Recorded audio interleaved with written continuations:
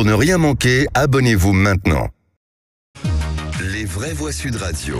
C'est peut-être Félix Mathieu, le patron. Avec Bonsoir, sa tête de premier communion, je penserais, moi. Et les trois mots dans l'actu sont cause, crise et crime. Une grande cause nationale, celle des lycées professionnels. Le président Macron met 1 milliard d'euros par an sur la table et annonce la mise en place d'indemnités de stage.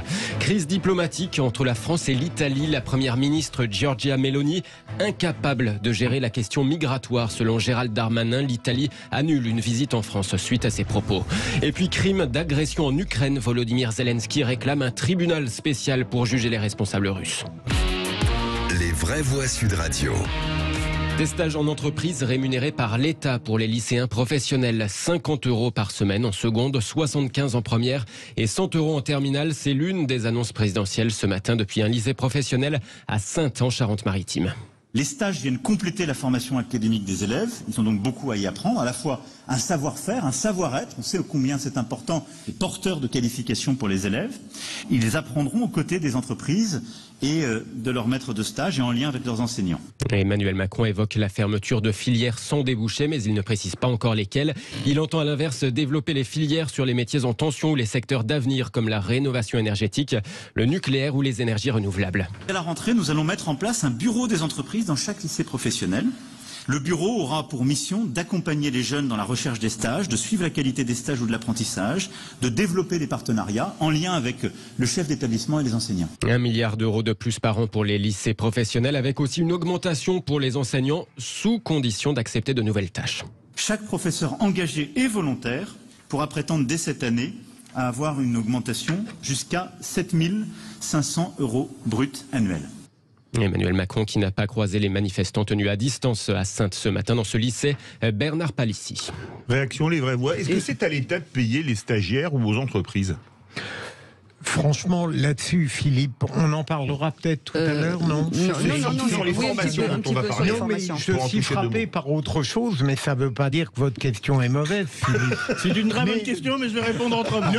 Non, mais je suis frappé de voir Tenez, à prenez quel votre point question, on vous répondra plus tard. On a au moins 3 France. Aujourd'hui, une France qui se tait, une France qui continue à contester les retraites, et puis une France officielle qui donne l'impression de passer à autre chose. Mais ça apparaît vide et creux. Je suis Françoise Legois. Bon, Ma question était bonne, vous pouvez y répondre. Et je pense que votre question est bonne et je pense que personne n'a la réponse, mais moi c'est plutôt non. Enfin, vous comprenez bien ce que je veux dire.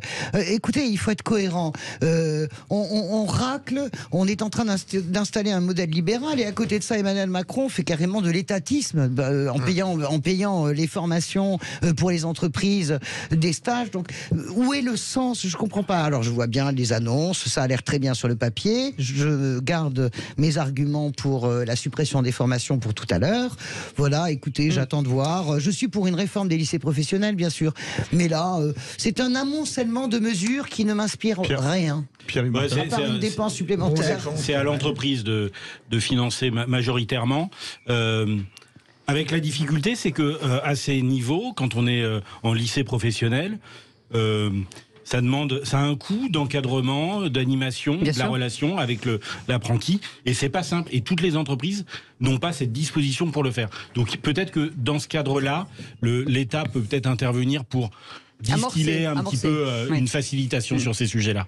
Mais sur le financement, c'est à l'entreprise. Allez, on en vient à cette tension entre la France et l'Italie. La Félix. chef de la diplomatie italienne annule un voyage à Paris après ses propos de Gérald Darmanin chez nos confrères de RMC tout à l'heure. Le ministre de l'Intérieur évoquait la question des migrants illégaux qui arrivent en France et il s'en est pris à la première ministre italienne. Qu'est-ce qui se passe à Menton? Oui, il y a un afflux de personnes migrantes et notamment de mineurs. Parce que Madame Meloni, le gouvernement d'extrême droite, La première ministre italienne. le gouvernement d'extrême droite choisi par les amis de Madame Le Pen est incapable de régler les problèmes migratoires sur lesquels elle a été élue. La vérité, c'est qu'il y a en Tunisie notamment, mais aussi en Libye, mais surtout en Tunisie, une situation politique qui fait que beaucoup d'enfants, notamment, remontent par l'Italie, et que l'Italie est incapable, vous savez bien, la une des journaux en fait des titres, de gérer cette pression migratoire. Madame Meloni, c'est comme Madame Le Pen. Elle se fait élire sur « vous allez voir ce que vous allez voir », et puis ce qu'on voit, c'est que ça ne s'arrête pas et que ça s'amplifie. Parce que l'Italie connaît une très grave crise migratoire. Selon le ministère italien de l'Intérieur, plus de 36 000 personnes sont arrivées par la Méditerranée en Italie cette année, contre environ 9 000 durant la même période l'année dernière. Une réaction, Philippe Je Béja. déteste la politique par le mépris. Moi, alors Alors peut-être suis-je excessivement sensible aux attaques contre les conservateurs ou l'extrême droite, mais lorsqu'on le voit Darmanin traiter d'une manière que je considère médiocre Marine Le Pen et Bardella, et qu'il traite Mélanie, qui n'est pas une médiocre, alors on peut discuter sa politique comme il le fait, il faut qu'il arrête. Mais vraiment... peut-être n'est-ce pas de la politique tout simplement en fait. Hein. Ouais, je pense vraiment que c'est Joe Dalton de plus en plus, hein, Gérald Darmanin. Hein, vous savez, le méchant, pas vrai. mais c'est le tout petit, tu sais, super nerveux. C'est plus intelligent alors là c'est ça, ça pose interrogation. Non, c'est pas le plus intelligent. La seule personne qu'il aime, c'est maman. Non, il est grincheux, il est pas intelligent, il est même un peu bêta, Joe Dalton. Mais bon, c'est le plus méchant. Moins Cabrel. Non, mais honnêtement, attention parce qu'on va Ce faire... sera une bonne phrase pour le Kikadi. Merci Françoise. Non, mais je veux dire par là qu'après, il dit ce qu'il veut, on recommence. C'est-à-dire qu'il continue une campagne nationale contre Marine Le Pen via Giorgia Meloni. Écoutez, ça n'a aucun... on s'en fiche. Et puis Gérald Darmanin, c'est quand même le type qui réussit merveilleusement bien le Stade de France avec la finale de la Ligue des Champions.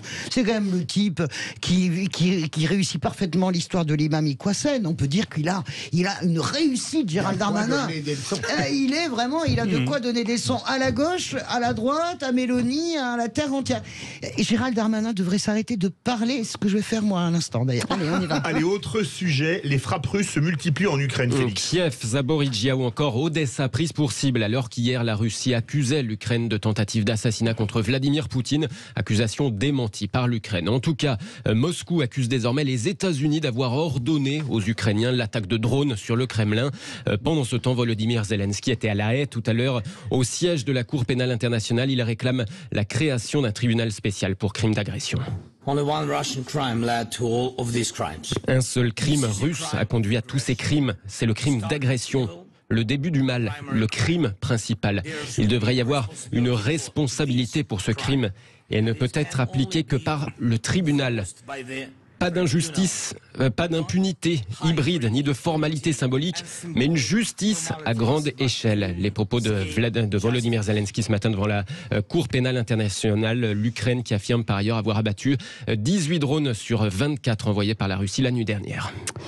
Merci beaucoup Félix Mathieu. Un petit mot si vous voulez en parler, mais on est déjà en retard. Rajouter des litiges et des griefs aux griefs. Je pense que l'arsenal du droit pénal international est suffisamment important pour ne pas rajouter à nouveau des cases. Si Vladimir Poutine est jugé un jour, ce sera pour crime de guerre. Voilà. Et point.